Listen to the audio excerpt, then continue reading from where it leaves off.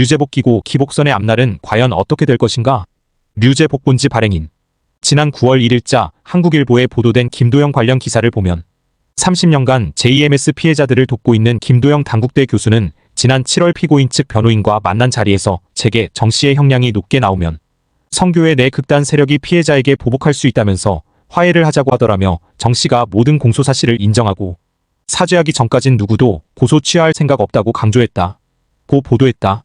이에 대하여는 본지에서도 이미 보도를 한 바가 있지만 이 내용은 지난 10월 2일에 선고된 2심 재판 관련 내용이 아닌 다른 추가 사건 때문으로 변호사가 김도영을 찾아갔다는 설을 들은 바 있다. 그렇다 치더라도 어쨌든 김도영의 말대로 정명석 총재가 17년이란 높은 형을 2심에서 받았기에 기복선 내 극단 세력들은 피해자라고 칭하는 측에게 보복을 해야 한다. 그러나 지금 현실은 어떤가? 그 누구도 보복의 움직임 없이 너무도 조용하다. 기복선 교단 간부들도 평회원들도 정 총재 사건에 숨만 죽이고 있다. 모두가 꿀먹은 벙어리다. 필자는 오늘 기독교복음 성교회를 기복선으로 호칭을 붙임에는 필자 나름의 이유가 있다. 기복선, 즉 힘차게 일어나 다시 돌아오는 배를 뜻하는 것이다.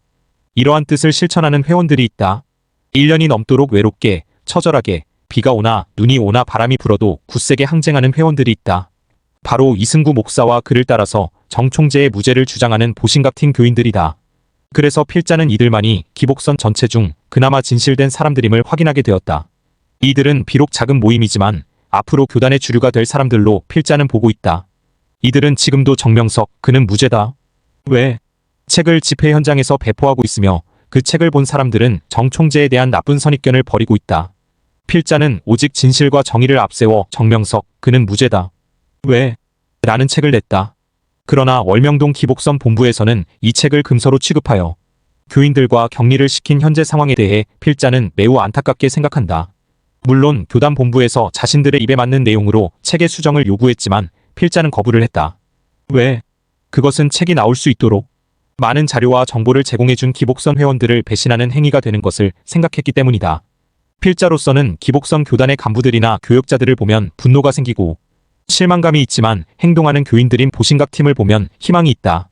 성경에 하나님은 약하고 무시당하는 자들을 선택하여 강하고 높은 자들을 부끄럽게 한다고 하였으니 그와 같은 역사가 기복선 안에서도 있을 것 같다. 필자 역시 진실의 힘은 강하다는 것을 너무 잘 알고 있기에 정 총재의 사건을 취재했고 책을 저술한 것이다. 사실 팩트는 존중되어야 하고 진실 트루스는 드러나야 한다. 그래야 정의 저스터스가 실현될 수 있는 것이다. 정명석 총재는 자신을 따르는 기복선 회원들에게 지금처럼 행동이 없는, 정의가 없는, 진실이 없는 불의와 불법만이 판치는 그런 무의미한 가르침의 교훈은 주지 않았을 것이다. 아마 예수님도 교단 지도자들이 지금처럼의 행동을 보고 있다면 실망할 것이다. 마음속에 하나님의 법이 없는 사람은 자신 스스로의 그 행위가 모두 치졸할 수밖에 없다. 종교인은 그 행위에 대한 기대치가 있는데 행위를 정당하게 하지 못하면 보는 이들도 슬프다. 기복선의 간부 교인들은 부디 스승인 정명석 총재를 닮기를 바란다. 그러나 간부들이 아닌 민초들은 정 총재를 닮아 정말로 선한 사람들이 너무도 많은 것을 필자는 알고 있다. 그래서 필자는 기복선에 관심이 있다. 하나님께서는 기복선 회원들이 본질적으로 회개하기를 바라는 것 같다. 교단의 지도자들과 정명석 총재의 법적 문제를 주관하고 있는 지도자들이 교단과 교회의 경영뿐만 아니라 재판 문제에 관하여도 하나님께서 명하신 말씀에 순종하지 않고 자기들의 뜻을 이루려고만 했기 때문에 그런 죄로 인해서 하나님께서 아직은 정 총재를 자유의 몸이 되게끔 허락하지 않고 있는 것 같다. 지난 5월부터 항소심 재판장인 김병식 부장판사는 고소인들이 항거불능에 빠졌다는 논리 구조를 설명할 것을 요구했다. 그러나 변호인들이 그것을 제대로 하지 않았다. 메이플의 법정 진술은 그것을 그대로 증거로 쓰일 수 있는데도 변호사들이 이를 확인하지 않았고 그에 대해서 제대로 변론하지 않았던 것이 판결서에서 드러났다. 이것이 큰 실책이었다. 필자가 듣기에는 배병철 교인법 학박사의 지난 7월 16일 고소인들이 항거불능의 상태에 빠져 있었다고 인정한 원심법원의 판단이 적절하였는지에 관한 검토라는 제목의 의견서를 항소심 재판부에 제출하였고 변호인 중 한 명의 명의로 변론 의견서를 써서 항소심 법원에 제출해 줄 것을 요청하였으나 기복선 교단과 변호사들은 이를 묵살했다고 한다. 현재 월명동에 있는 기복선 간부들, 그들은 긴 세월 동안 뱀이 다리를 틀 듯 교단을 장악해오면서 정보를 통제하고 일반 회원들에게 위협을 가하면서 교회 전체를 통치해온 자들이라고 밖에서는 원성이 자자합니다. 그들의 악은 꽉 차서 넘치고 있습니다.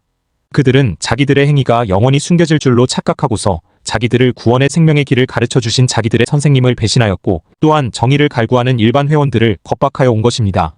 라는 말을 듣는 순간 필자는 경악을 했다. 이 얼마나 무서운 말인가? 예수님도 감추인 것이 드러나지 않을 것이 없고 숨은 것이 알려지지 않을 것이 없나니 이러므로 너희가 어두운 데서 말한 모든 것이 광명한 데서 들리고 너희가 골방에서 귀에 대고 말한 것이 집 위에서 전파되리라. 누가복음 12장 2~3절라고 말씀하셨으며 명심보감 천명편에서는 하늘의 그물은 넓고 넓어서 성글지만 새지 않는다라고 하였는데 기복선이 과거의 죄악을 회개하고 깨끗하게 된다면 하나님께서 예언하신 바 기복성 교단은 정명석 총재를 중심으로 만민에게 주어지는 구원의 빛의 역할을 할 것이라고 본다. 기복선 지도자들은 지금 정명석 총재가 17년형을 선고받은 것을 내심 반길지도 모르겠다. 그럼 그렇지. 선생님이 죄가 없으실 리가 있나? 이런 마음도 갖고 있을지도 모른다. 교역자라는 목사들이 회원들에게 은연중에 정 총재가 성적인 범죄를 저질렀다고 삐뚤어지게 가르쳐온 지가 오래되었다고 한다. 바로 지금 7년형 확정을 받은 김지선이 그 예라고 한다. 황윤상 변호사가 지난 10월 14일 항소심 법원에 재판기록 열람 제한 신청서를 제출하였다고 한다. 황변이 재판기록 열람 제한 신청을 해서 고등법원이 판결서 사본 제공 불가 조치를 취한 것도 어떤 의미인지는 모르나 교단 지도부와 재판에 관여하고 있는 사람들이 일반 회원들에게 정보를 심각하게 통제하는 것도 잘못된 일이다. 변호사들은 피고인이 의뢰한 고용인에 불과할 뿐이다. 회원들의 알 권리를 무참하게 짓밟는 점령군 같은 오만한 행동은 하지 말아야 한다. 이는 마치 머슴이 주인을 핍박하고 주인 노릇을 하는 격이다. 항소심 재판을 참관한 필자로서 변호사들에 대한 종합 점수는 F를 주고 싶을 뿐이다. 이는 판결 선고 결과가 말해주고 있다. 그리고 가장 중요한 대법원 상고심, 여기에서 정 총재는 사느냐 죽느냐의 갈림길에 놓여 있다. 최종적으로 법리를 판단하는 곳이기에 능력 있는 새로운 변호사가 상고 이유서를 잘 써서 대처를 해야 할 것이다. 1심과 2심에서 활동한 무능력자 변호사들은 모두가 사라져야 한다. 그간 취재를 하면서 필자가 본 기복선 회원들은 오직 아무것도 모르며 젖을 내는 젖소와 같이 취급당하고 교단 지도자들은 교회 전체를 통제하면서 민초인 회원들로부터 과실만 탐욕스럽게 취해만 왔다고 생각이 든다. 참으로 안타까운 현실이다.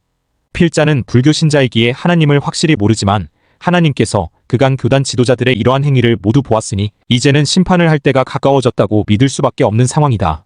그런 심판을 받기 전에 기복성 간부들이여 지금 바로 회개하고 정 총재의 무죄 석방을 위해 싸우고 외치고 단결하고 하나로 뭉쳐 전진해 나가라.